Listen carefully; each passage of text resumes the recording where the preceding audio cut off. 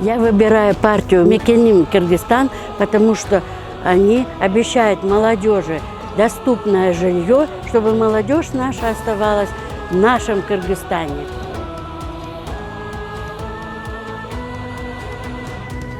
Я выбираю Мекеним Кыргызстан, то, что они хотят сократить количество чиновников и дать молодежи работу, чтобы молодежь работала здесь у нас, а не где-то за границей.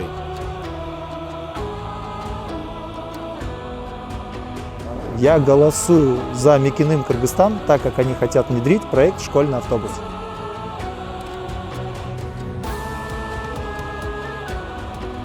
Мен Мекеним Кыргызстан партиясын шайлайм. Анткени алар ар бир жаранга жеткиликтүү турак жай долбоорун көтөрүп чыгышты. Мен азыр студентмин. Келечекте өзүмдүн турак жайым болушун каалайт элем.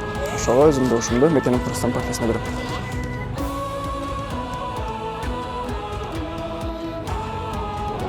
Уважаемые кыргызстанцы, 4 октября голосуйте за номер 4, за партию Мекеним Кыргызстан.